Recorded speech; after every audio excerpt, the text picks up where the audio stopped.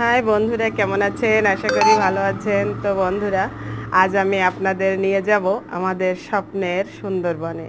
তো চলুন তাহলে আমরা স্বপ্নের সুন্দরবন থেকে ঘুরে আসি। আর একটা কথা না বললেই নয়, সেটা হচ্ছে এই সুন্দরবনে কিন্তু কোনো বাঘ নেই, তাই ভয় পাওয়ারও কোনো প্রয়োজন নেই। নির্ভয়ে আপনারা আমার সাথে যেতে পারেন। তো চলুন আমরা ঘুরে আসি। এটা হচ্ছে আপনার জলমা খেওয়াঘাটে, যেখানে আপনার ফেরিঘাট ছিল, পুরাতন ফেরিঘাট। জাস্ট যে জায়গাটায় ফেরিঘাটটা ছিল ঠিক সেখানেই চলে আসবেন। এখানে আসলেই আপনি দেখতে পাবেন সুন্দরবনের কিছুটা ছোঁয়া আপনি পাবেন, এবং প্রকৃতির খুব কাছ থেকে আপনি প্রকৃতিকে উপভোগ করতে পারবেন। আপনার খুবই ভালো লাগবে।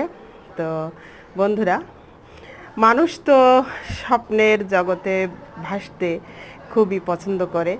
তো স্বপ্নের জগতে, কল্পনায় আমরা আমাদের মতো করে পৃথিবীটাকে সাজাতে পারি।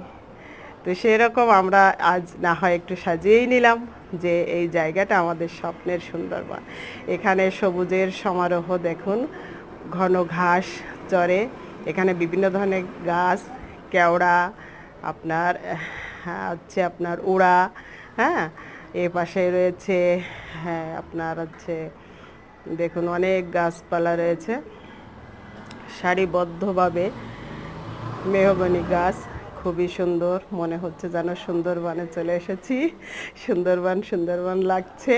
হ্যাঁ, এখানে প্রকৃতির অনেক দৃশ্য, আসলে অনেক পাখপাখালি, এখানে কিচির মিচির শব্দ, খুবই মজা লাগে আসলে।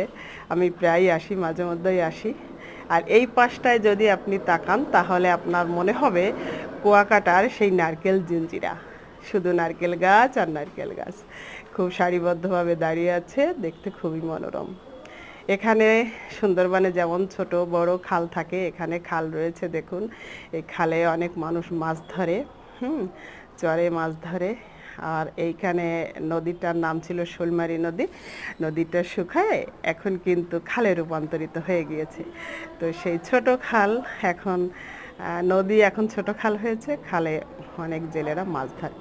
এপাশে সারিবদ্ধ গাছ আপনাকে দেখাচ্ছি, দেখুন ওই দূরে দেখুন নৌকা নিয়ে জেলেরা কিন্তু ওই নদীতে, মানে যেটা এখন খাল হয়ে গেছে, সেখানে মাছ ধরছে। আর ব্রিজের নিচে ওখানে অসংখ্য গোল গাছ রয়েছে। তাহলে কি হলো না, আমাদের স্বপ্নের সুন্দরবনের ছোঁয়া লাগলো না? অবশ্যই। তো বন্ধুরা, আপনারাও সময় সুযোগ পেলে ঘুরে যাবেন। ভিডিওটা এই পর্যন্ত কেমন লাগলো? ভালো লাগলে লাইক কমেন্ট শেয়ার ও সাবস্ক্রাইব করে আমার সাথে থাকবেন। সবাইকে বাই।